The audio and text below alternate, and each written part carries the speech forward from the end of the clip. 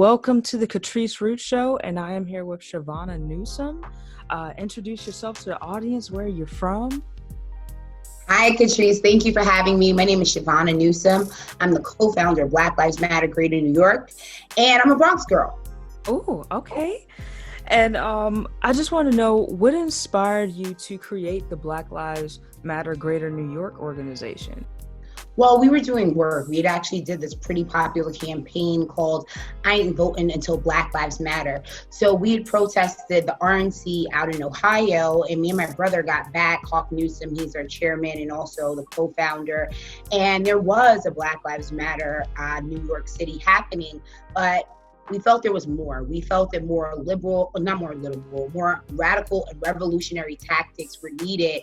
So we actually co-founded it at my mom's kitchen table. It's very grassroots. Wow, okay. And with that being said, I just want to know, who are some activists that inspired you to just get to that level of just want to perform your own activism? Jesus Christ, actually. He was the biggest revolutionary. He went against the status quo and he died at the hands of police brutality in an oppressive government. But then we have to think about the ladies too. We have to think about Audre Lorde. We have to think about Angela Davis. We have to think about Malcolm X and a whole host of very powerful people. And Martin Luther King, because the world tries to whitewash him and make him seem like this peaceful guy who was just going along marching and singing, but he was a radical on his days spent on this earth. Exactly. I mean, he even spent time in jail, and people just kind of overlook that as if he didn't 36 arrests, police brutality. He was beaten by the police. Citizens had assaulted him. He was arrested, I think, roughly 36 times. He was not a favorite. He was actually deemed by the Federal Bureau of Investigations as a communist. So Martin Luther King was not a favorite on this earth. People actually hated him and strongly disliked him. But, as history goes on, we have to paint this peaceful picture of such a powerful man. Right. And what are some things that you participate in to help your community? Well, most recently, we talk about COVID. The Bronx, where our chapter was founded and where I reside, became the epicenter of the coronavirus. So we called on Governor Cuomo, Mayor de Blasio, because we saw the numbers coming out of Chicago and Milwaukee. And then we kept seeing all of these Facebook memorial posts, all our friends and neighbors, so many people were losing their lives. So we started a grassroots program called the People's Food Program, quite similar to the Black Panthers Party free food program. And with that, we've fed, as up to date, we're still feeding people 6,000 people by hand. We thought that it was shameful and disgraceful that people had to stand on bread lines and risk infection. So we actually took a couple cars. It started out with one truck and we hand delivered groceries. Uber calls you and say, hey, come downstairs. And for the people who could not come downstairs, we bought it up. I actually delivered to quite a few people infected by coronavirus. Scary, but they needed to eat as well. Right. Oh my gosh. This is amazing. You just stay on the go. I love that. Oh my goodness. And it does not stop. It does not stop.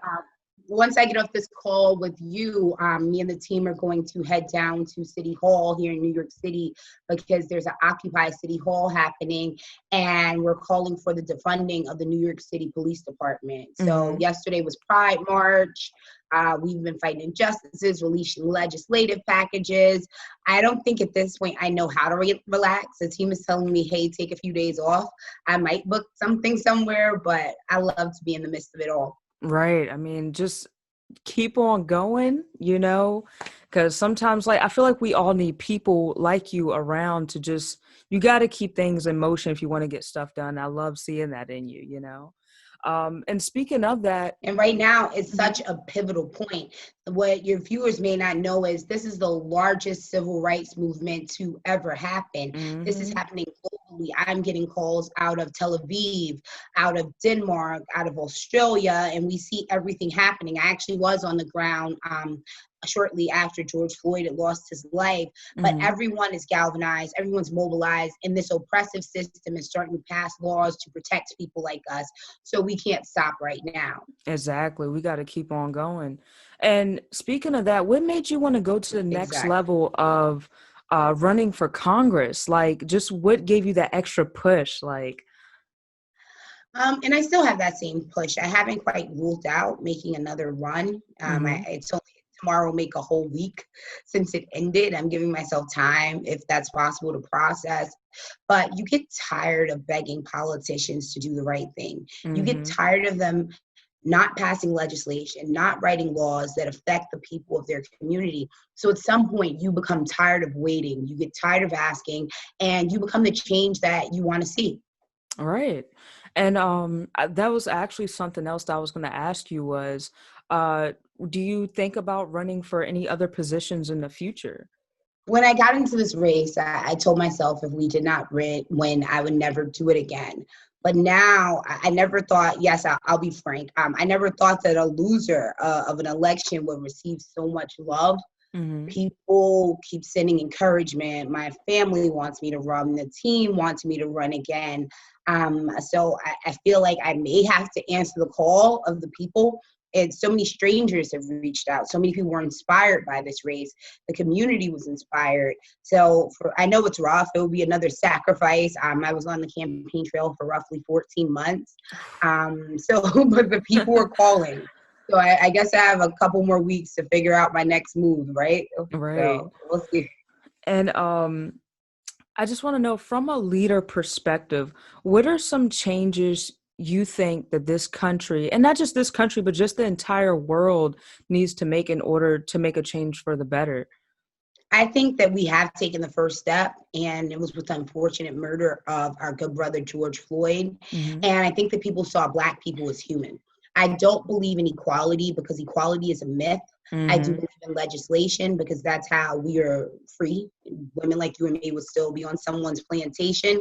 I feel that we need laws to pass people. We may never change the mind of racists, and quite frankly, I don't care if we do, but people need to have adequate housing. People need to have a proper education, the ability, if you want to work, to find a high paying job.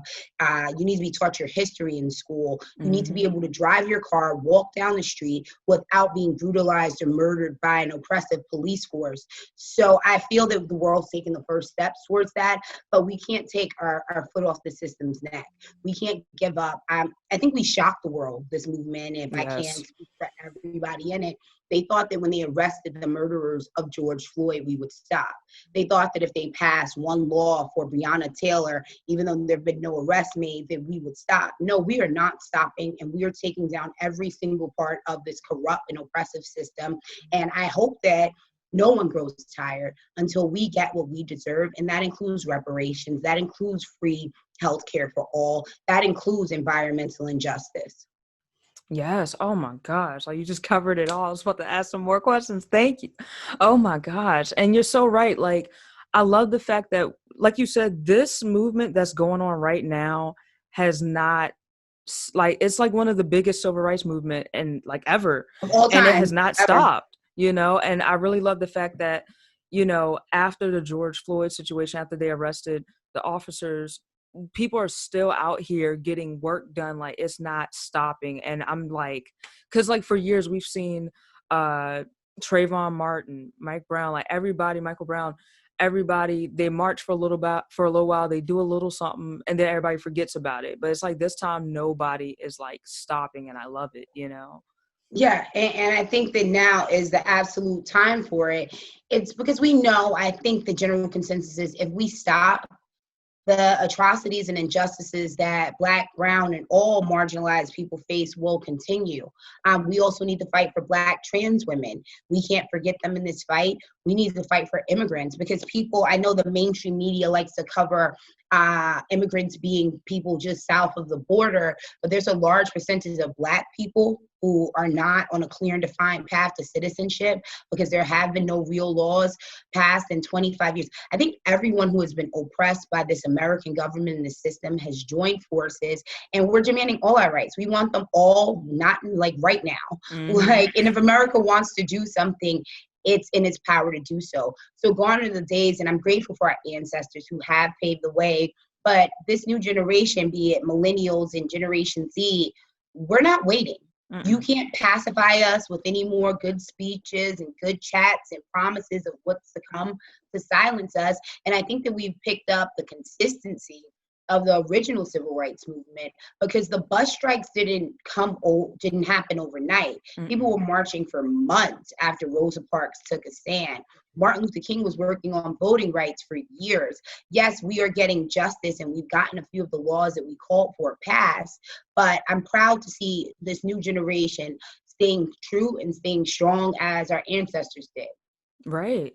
And with the outside of just the marches, what are some other things? Because I know, like, say, like me and some of my friends, like outside of just the marches, what are just some other things we can participate in? I know, like, some people they're boycotting businesses.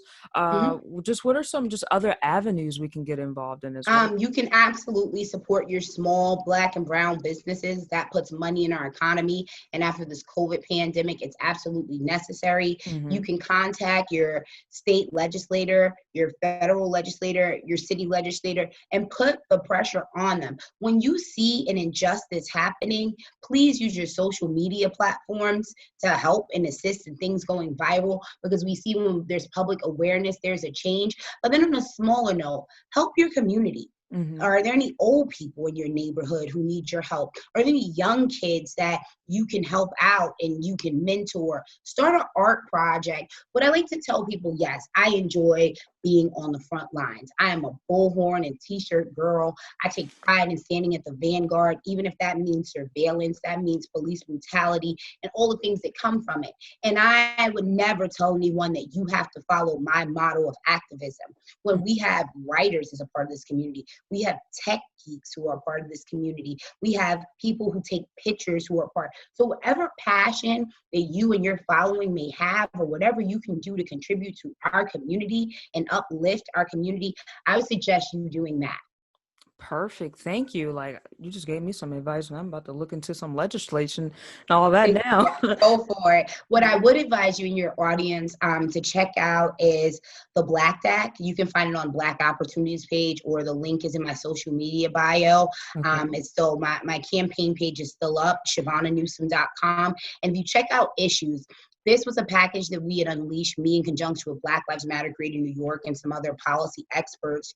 On June 7th, we enrolled that policy. And it's a 9-point legislative package. So far, the governor of New York has conceded to and given into about 2 or 3 of those policies, but it's all the legislation that we currently need. So calling on your state legislators to take a pledge to follow that Black Act and that Black agenda will help not only Black people, but all marginalized people. Awesome. I'm gonna put all that in the description down below actually, so Go everybody for can it, check it Queen. out. Thank you. We got to spread awareness. Yes. And lastly, what are some words of inspiration you would give to anybody watching this, or even any up and coming politicians or activists, anybody? We will never have real justice without real power. So right now, the power belongs to the people where it should be. So remember that you have power. And this is something I say when I'm speaking to 60-year-olds or when I'm speaking to 16-year-olds. This system and the way that they've oppressed us is they've led us to believe that we are not powerful, that we cannot affect change. I want everyone to know that one man, one woman, one group of people can change the world, and to know that you are filled with your ancestors' blood. You have courage and you have strength and you can do all things, and all things are possible. So I would just ask people to remember your power. Yes, you are going to get tired. It's going to get hard. It's going to get frustrating. It will be blood, sweat, and tears. But remember your why. Remember why you're on the front lines. Remember why you're contacting your legislators. Just remember your why and remember your power, and you'll be great. Thank you so much for coming on the show and for those inspirational words. Like, wow. But thank you again. Feel free to always come back on here, share any more information. I definitely will want you to come back on here. The more I learn, the more you could teach us as well. Thank you so much. I would love to. And please continue with your Black girl magic.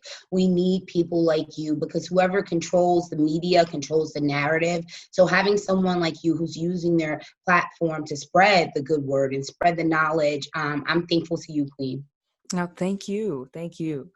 And I'll see you next time. Oh, Absolutely. are there any other things you just want to leave for the audience? Any promotional things? Anything you just Um, educational stuff just you want stay to share? tuned. I know you're going to post our social media. We are unleashing blueprints here at Black Lives Matter Greater New York, where we can develop and police our own communities. I'm always fighting for every injustice. So just stay tuned, follow track. Right now, what's at the forefront is defunding the police department. So far, we've had success in Minneapolis and LA. But join the fight, get involved, and follow social media. It seems like the world's unfolding there. Perfect. Thank you again for coming on, and I'll make sure to put all that in the description down below as well. And Awesome. thank you again. Take care. All Thank right. you so much. All right. Thank you.